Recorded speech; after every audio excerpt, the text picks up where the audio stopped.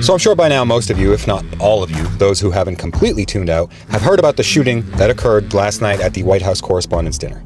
Now there is a lot of talk about this possibly being a staged Black Flag event. It's fair, it's valid. Let's walk through it, let me know what you think.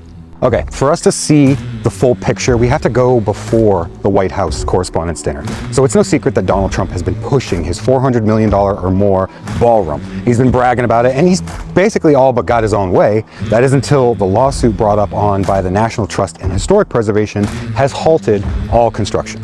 Now look at this interview by Karoline Leavitt before the dinner took place. She says some kind of weird shit. This speech tonight will be classic Donald J. Trump. It'll be funny, it'll be entertaining. There will be some shots fired tonight in the room.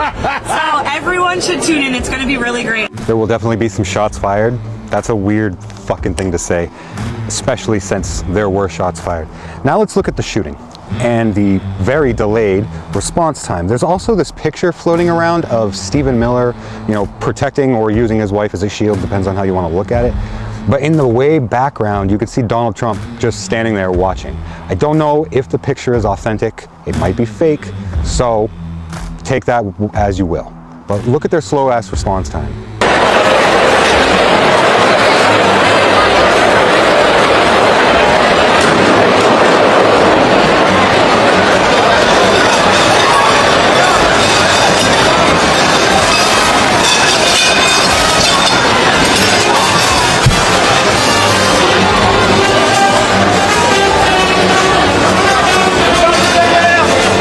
The agents and the officers that weren't responding to the shooter should have been on the president like white on fucking rice, hands down.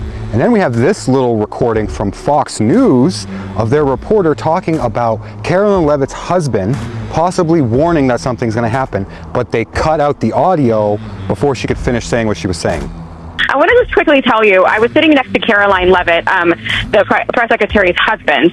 He was one of our guests. He was seated right next to me, and right as the dinner was starting, the national anthem happened, and then he kind of leaned over and said, I watched you on TV, you do a great job. You need to be very safe. And he was very serious when he said that to me. And he kind of looked around the room and he said, there are some...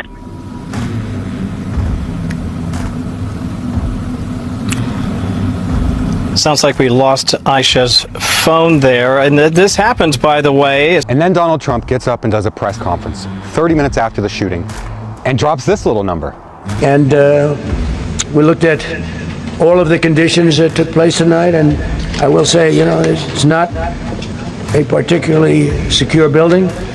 And I didn't want to say this, but this is why we have to have all of the attributes of what we're planning at the White House. It's actually a larger room, and it's much more secure. It's drone proof, it's bulletproof glass. We need the ballroom. That's why Secret Service, that's why the military are demanding it.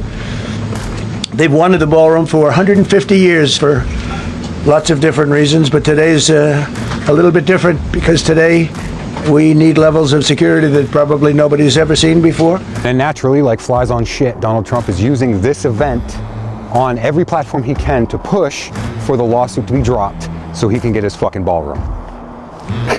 I mean... look how that worked out.